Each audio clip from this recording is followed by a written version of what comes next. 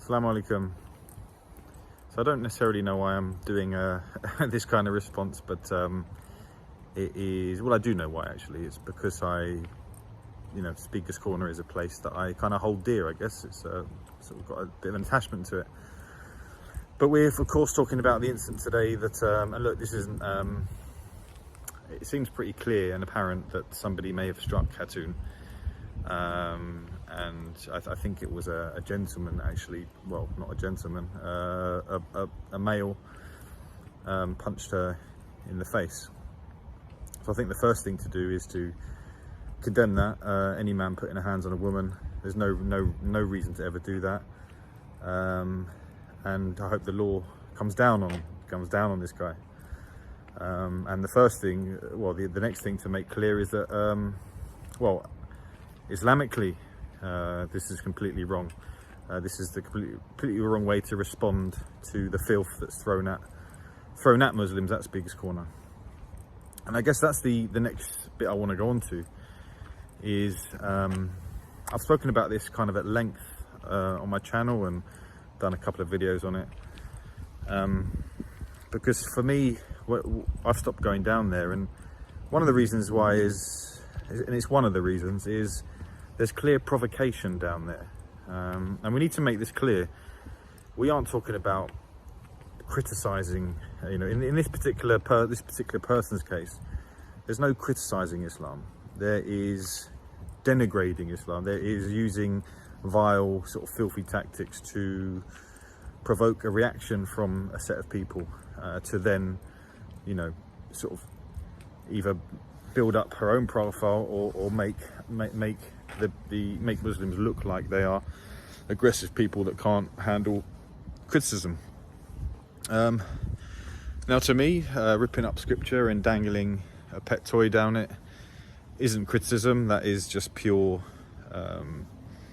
pointless provocation that is likely to get a reaction. And I think that's I think if you're a sensible human being, if you're balanced and you understand how human beings work, I think you kind of understand that, I know full well that if I went into a group of people and started ripping up their scriptures or even saying some words directly into them, I'm likely to get a reaction. And whilst the reaction may be wrong, that's just unfortunately the nature. That's common sense. And this seemed to me, this has been allowed to go on and on.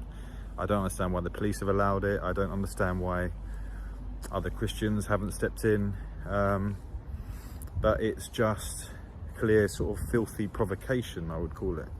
And that's honestly, what else can you call it? And so for me, this could end up being the end of Speaker's Corner. And I think that's a real shame. And I think that things could have been done much sooner with this. It's almost like everybody was waiting for this to happen. And yeah, it's just a shame. And like I say, maybe it is the end of Speaker's Corner. Maybe the place has lost it's kind of lost its way, if you ask me. When I first went there many years ago, well, it was probably 2 or 3 years ago now, I've seen a gradual decrease in the sort of behaviour there, decrease in the amount of debates have gone down, and it's more turned into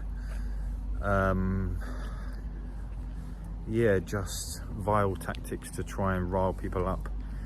And who really wants to be part of that? And how is that productive? It's not. If that's what Speaker's Corner turns into, nobody really wants that, do they? So it's a shame, and like I said, no idea why it wasn't acted on sooner, because this was an accident waiting to happen, unfortunately. So yeah, that's my take on that. And yeah, well, look, we've got all this online stuff now, so I guess we do have other avenues now of discussions and genuine debates. Assalamu alaikum.